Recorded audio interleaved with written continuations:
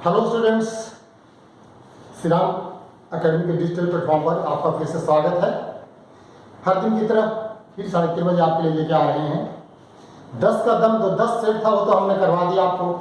अब जो करवा रहे हैं कल और आज के फर्स्ट शिफ्ट में पूछे गए महत्वपूर्ण प्रश्न जिसका सोल्यूशन कराएंगे। और आपको ध्यान यह देना है कि जो सोल्यूशन जो अभी आया है करा रहे हैं ये तो एग्जाम में आ गया, इसमें से 1 या 2 क्वेश्चन रिपीट हो सकता है, बाकी नहीं होने वाले हैं। इससे संबंधित और क्या पूछा जा सकता है फर्दर एग्जाम में वो आपको एक्सप्लेन करेंगे, वो ज़्यादा इंपॉर्टेंट है। तो बहुत ध्यान से देखिए। अगर हमारे चैनल को अभी तक नहीं सब्सक्राइब किए तो सब्सक्राइब कर लीजिए, शेयर कीजिए, दोस्तों को बढ़ाइए और हमारे प्लेटफॉर्म से जुड़ जाइए। चलिए आज का देखते हैं पहला क्वेश्चन नंबर 1। क्वेश्चन नंबर 1 में क्या पूछ रहा है? चिराग शेट्टी का संबंध किस खेल से है? चिराग पिछले बार पूछा था जीव मिल्खा सिंह, वो था गोल्फ से 2019 के एसएससी एग्जाम में।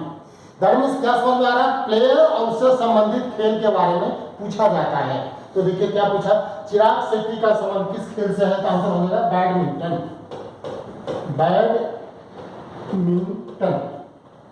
चिराग शेट्टी का संबंध बैडमिंटन से। अब देखिए बैडमिंटन से संबंधित 2-3 क्वेश्चन जो बता रहा हूं वो अगले एग्जाम्स के लिए बहुत इंपॉर्टेंट है। चिराग शेट्टी को आ गया। अब देखिए बैडमिंटन में भारत के लिए हमारी देश की महिलाओं ने, लड़कियों ने बहुत अच्छा कमाल किया है।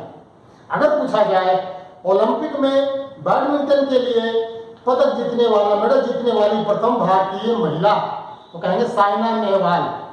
उसको ध्यान से लिख लेना है।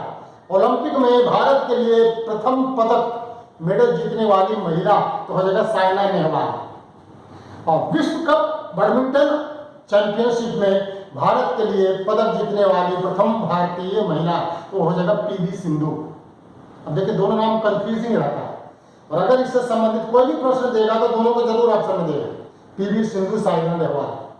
साइना नेहवाल ने 2012 के लंदन ओलंपिक में मेडल जीती थी, ब्रॉन्ज, जबकि पीवी सिंधु ने 2016 के रियो ओलंपिक में सिल्वर मेडल जीती थी। तो अगर ओलंपिक की प्रथम मेडल किस महिला ने जीता तो साइना नेहवाल। विश्व कप चैंपियनशिप में बैडमिंटन में किस भारतीय महिला ने पहला जीता तो हो जाएगा पीवी सिंधु। अरे क्वेश्चन आप, किस भारतीय महिला ने ओलंपिक में 2-2 मेडल जीते हैं? तो एक ही है, पीवी सिंधु। 2016 में जीती थी सिल्वर और 2020 से टोक्यो जो ओलंपिक हुआ इसमें जीती है ब्रॉन्ज। तो देखिए आपका चिराग शेट्टी से संबंधित बैडमिंटन था, उसे देखो 3-4 क्वेश्चन आपको और सिखा दिए, वो ज्यादा ध्यान से सुनना है। नेक्स्ट क्वेश्चन, 2020 का साहित्य का नोबेल पुरस्कार किसे मिला? ये है अमेरिकन राइटर, इसका नाम है लुइस ग्लुक। इसका नाम हो जाएगा लुइस, लिख लीजिए फटाफट, लुइस ग्लुक को दिया गया है साहित्य का नोबेल पुरस्कार 2020 का। है कहां की? USA, America. लुइस ग्लुक 2020 का नोबेल पुरस्कार दिया गया है लुइस ग्लुक को। दीपा मलिक ने, क्वेश्चन नंबर 3, दीपा मलिक ने 2016 रियो ओलंपिक में किस इवेंट में रजत पदक जीती है? दीपा मलिक के पैरालंपिक ओलंपिक में जीती है, पैरालंपिक में तो हो जाएगा गोला फेंक। इंग्लिश में कहते हैं शॉटपुट, इंग्लिश में कहते हैं शॉटपुट। दीपा मलिक ने रियो पैरालंपिक में शॉटपुट में सिल्वर मेडल जीती थी, रजत पदक जीती थी। ओके, नेक्स्ट देखते हैं क्वेश्चन नंबर 4। 1925 का काकोरी ट्रेन डकैती किससे संबंधित है? यहाँ क्रांतिकारियों ने ये जो मालगाड़ी जा रही थी उसको, गुड्स ट्रेन को लूट लिया था। उसमें क्या था? हथियार। अंग्रेज जो लेके जा रहे थे हथियार, गोला बारूद सारे लूट लिया। काकोरी है कहाँ? यही उत्तर प्रदेश में, कानपुर के पास। तो काकोरी ट्रेन डकैती किससे संबंधित है? क्या कहें? हथियार का लूट, हथियार, वेपन्स लूट लिया, हथियार का लूट हो जाएगा। वेपन्स लूट लिया था उसको बोलते हैं काकोरी ट्रेन डकैती। क्वेश्चन नंबर 5 देखिए फटाफट देख जाते हैं, उसको एक्सप्लेन करके जाते हैं। अब देखिए ध्यान से, क्वेश्चन नंबर 5 देख लेते हैं। अमेरिका का उपराष्ट्रपति का संबंध भारत के किस, उसका नाम है कमला हैरिस। अमेरिका का उपराष्ट्रपति कौन है? कमला हैरिस। भारत के किस राज्य से संबंधित है? तमिलनाडु। कमला हैरिस का संबंध भारत के तमिलनाडु से है। तमिलनाडु ऑरिजिन के हैं, अभी अमेरिका में सेटल हो गए। नाम है कमला हैरिस। छठा क्वेश्चन, लोधी वंश का संस्थापक कौन था? Who was the founder of Lodhi dynasty? Lodhi वंश, इसका आंसर हो जाएगा बहलोल लोधी। बहलोल लोधी, बहलोल लोधी। अब देखिए इसको क्या कहते हैं? दिल्ली सल्तनत, दिल्ली की गद्दी पर बैठा था दिल्ली सल्तनत। दिल्ली सल्तनत पर कितने वंश ने शासन किया टोटल? देखिए, गुलाम वंश, खिलजी, तुगलक, सैयद और लोधी। तो टोटल 5 वंश, 5 से देख लो। दिल्ली की गद्दी पर 5 वंश ने शासन किया। पहला था गुलाम, फिर आया खिलजी, तुगलक, फिर आया सैयद, लास्ट में आया लोधी वंश। लोधी वंश के अंतिम राजा धनानंद को हराकर बाबर ने भारत में मुगल वंश की स्थापना की थी। तो पूछा लोधी वंश का, तो हो जाएगा बहलोल लोधी। वाइल्ड ऑस सेंचुरी ये गधे का है, जंगली गधे कहां पर है? तो हो जाएगा, देखिए, कच्छ का रण, कच्छ में है, गुजरात में।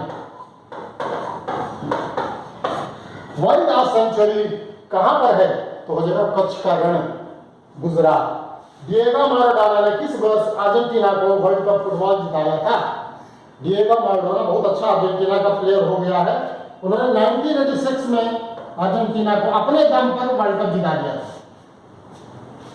So talented player. Diego Maradona ने अर्जेंटीना को 1986 में अपने दम पर वर्ल्ड कप जिताया था। Next question, ease of doing business report 2020। World में एक रिपोर्ट बनती है, किस देश में बिजनेस करना आसान है?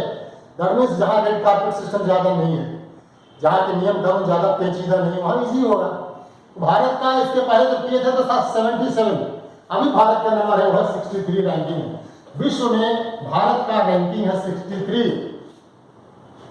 भारत में ease of doing business report 2020 में भारत का रैंकिंग कौन सा है? 63। नेक्स्ट क्वेश्चन देखते हैं, 2020 अमेरिकन ओपन टेनिस महिला सिंगल का खिताब किसने जीता? तो जापान की थी, जापान की प्लेयर थी नाओमी। देखिए, Naomi Osaka, Naomi Osaka Japan की प्लेयर है, इसने जीता है अमेरिकन ओपन। अब टेनिस का देखो ध्यान से, विश्व में टेनिस के 4 बड़े इंपॉर्टेंट टूर्नामेंट्स होते हैं। सबसे पहले होता है ऑस्ट्रेलियन ओपन, फिर होता है फ्रेंच ओपन, फिर आता है विंबलडन, लास्ट में होता है अमेरिकन ओपन। विश्व के 4 बड़े इंपॉर्टेंट टेनिस टूर्नामेंट हर साल होता है। पहले आता है ऑस्ट्रेलियन ओपन, फिर आता है फ्रेंच, नेक्स्ट आता है विंबलडन जो घास के मैदान पर खेलते हैं, और सबसे लास्ट में आता है ऑस्ट्रेलियन ओपन। तो ऑस्ट्रेलियन ओपन का जो जीता था नाओमी ओसाका। सितारा देवी का संबंध किस नृत्य से? चलिए इसको ऊपर कर लेते हैं। सितारा देवी का संबंध किस नृत्य से? सितारा देवी बार बार एग्जाम्स में आता है। एक और बड़ा प्लेयर इंपॉर्टेंट कलाकार है, उनका नाम है सितारा देवी और बिरजू महाराज। बिरजू महाराज और सितारा देवी बड़ी वर्ल्ड फेमस है। तो हो जाएगा कथक। सितारा देवी और बिरजू महाराज कथक से संबंधित है, और कथक उत्तर भारत के फेमस डांस है। कथकली केरला का, दोनों में कंफ्यूज मत हो जाना। कथकली है केरला का, कथक है उत्तर भारत का। तो जो सितारा देवी और बिरजू महाराज दोनों कथक के डांसर हैं। फूलों की खेती को क्या कहते हैं?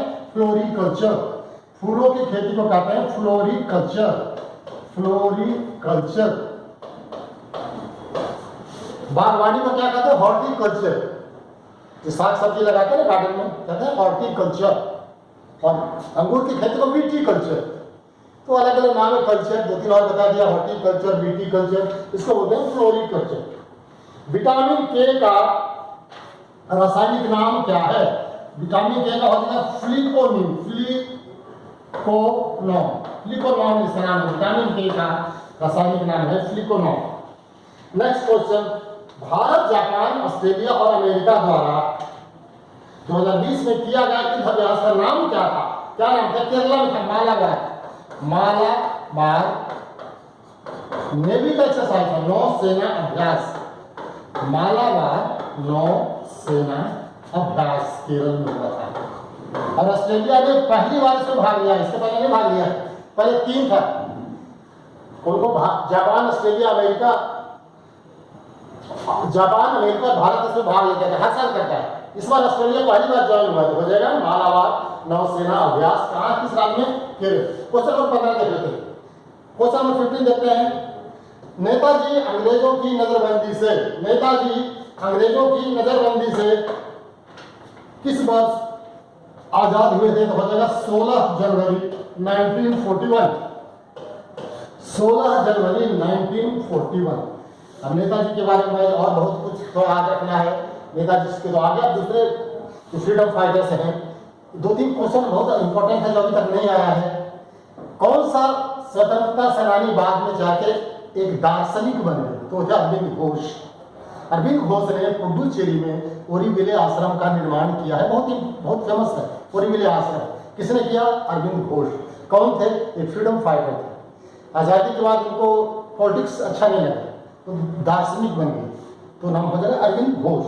केंद्र शासित प्रदेशों का वर्णन किस अनुच्छेद में आता है? हो जाएगा अनुच्छेद नंबर 239 से लेकर 242 तक आर्टिकल्स। इस आर्टिकल्स में इसका वर्णन आता है। अब देखिए केंद्र शासित प्रदेशों के बारे में कुछ बात कर लेते हैं। केंद्र शासित प्रदेश भारत में कितने केंद्र शासित प्रदेश हैं? 8। भारत में कितने राज्य हैं? 28। जम्मू कश्मीर को 2019 में खत्म कर दिया, इसको बना दिया केंद्र शासित, तो 9 नहीं हुआ क्योंकि 26 जनवरी 2020 को दादर नगर हवेली और दमन द्वीप को मिला के 1 कर दिया, तो 9 से हो गया 8। एट प्रेजेंट 8 यूनियन टेरिटरी है और 28 राज्य हैं भारत के। किस आर्टिकल्स में आते हैं? 239 से 242 तक। क्वेश्चन नंबर 17 देखते हैं, बहुत इंपॉर्टेंट क्वेश्चन। क्वेश्चन नंबर 17 को देख लेते हैं। 100वां संविधान संशोधन, 100वां संविधान संशोधन का संबंध किससे है? भारत और बांग्लादेश से बॉर्डर डिस्प्यूट जो था जमीन का बंटवारे का, उसके से संबंधित है। भारत ने अपना कुछ हिस्सा उसको दिया, बांग्लादेश को, बांग्लादेश ने अपना कुछ एरिया भारत को दिया, तो डिमार्क कर दिया उसको।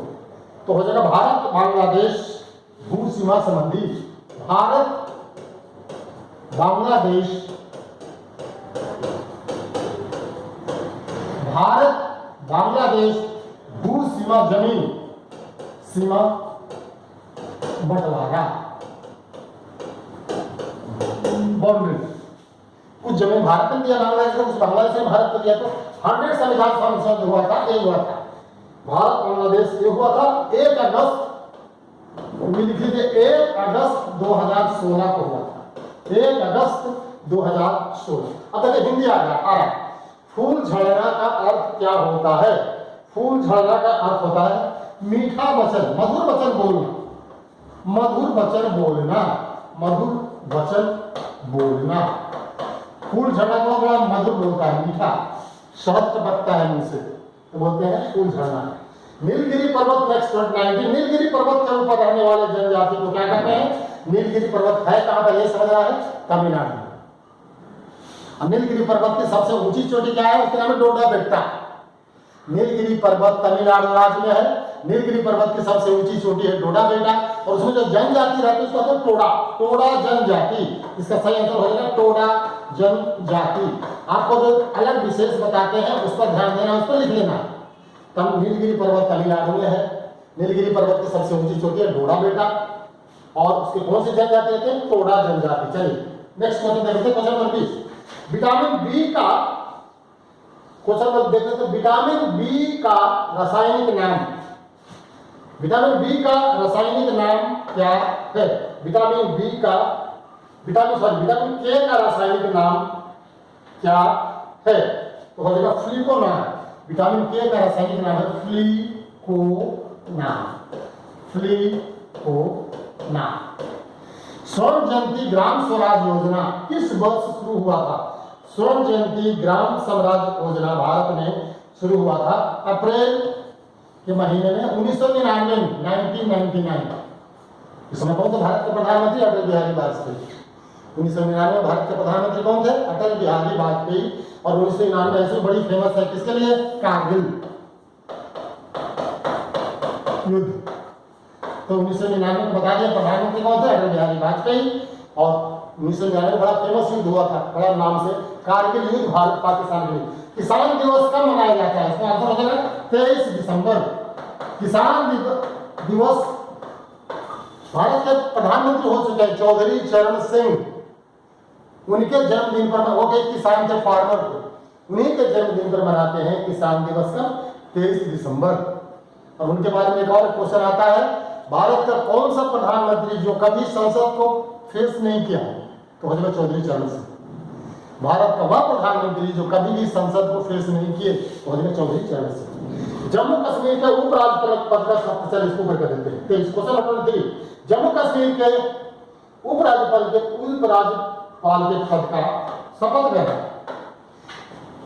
2019 में जम्मू कश्मीर से राज्यपाल का पद खत्म हो गया। अंतिम राज्यपाल कौन बने? सत्यपाल मलिक। देखो बहुत इंपॉर्टेंट क्वेश्चन बॉयज।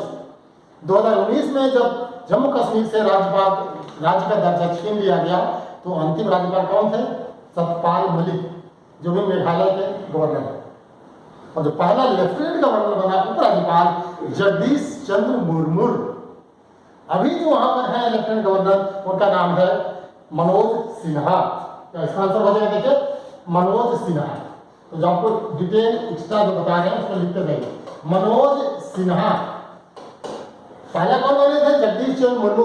अंतिम राज्यपाल कौन बने? सत्यपाल मलिक। चलिए नेक्स्ट, कविता लिखने वाले महिला को क्या कहते हैं? अगर पुरुष है तो उसको कहते हैं कवि, और अगर महिला है तो उसको कहते हैं कवियत्री। कवियत्री। कविता लिखने वाली महिला को कहते हैं कवियत्री। नेक्स्ट क्वेश्चन है, संविधान के 8वीं अनुसूची में कितनी भाषाएं हैं? तो अभी आज प्रेजेंट है 22। भारत के संविधान में, इसको ऐसे पूछ सकते हैं, भारत के संविधान में कितनी भाषाओं को मान्यता मिली है? क्या कहेंगे? 22। लेकिन जो मूल संविधान था उसमें सिर्फ 14 था। शुरू में जो संविधान बना, मूल संविधान 1950 वाला, उसमें सिर्फ 14 भाषा को मान्यता मिली। 14 भाषाएं, बाद में नेपाली, डोगरी, ये सब जोड़ते जोड़ते कोंकणी, 8 और जोड़ के संथाली, जोड़ते जोड़ते अभी कितने हैं? 22। संविधान की 8वीं सूची में 8 कितने भाषाएं हैं? इसको ऐसे कह सकते हैं, भारत के संविधान में कितनी भाषाओं को मान्यता मिली हुई है? 22। मूल संविधान में कितनी भाषाएं थी? तो हो जाएगा 14। 8 बाद में जोड़ा गया है संविधान बनने के बाद। ये था बॉयज आज का वीडियो। कुछ जो क्वेश्चन कुछ लेके आए हैं with explanation, this extra questions and answer. उम्मीद है आपको वीडियो पसंद आया होगा। वीडियो सब्सक्राइब कर लें तो चैनल को सब्सक्राइब कर लें, शेयर करें, और इसी तरह से आज शाम तक आज जो और सेकंड थर्ड सिटी में जो क्वेश्चंस आने वाले हैं उस पर लेके एनालिसिस करेंगे, और उस क्वेश्चन के अलावा हम एक्स्ट्रा क्वेश्चन बताएंगे विद एक्सप्लेनेशन। हमारे चैनल से जुड़िए। गुड लक, जय हिंद।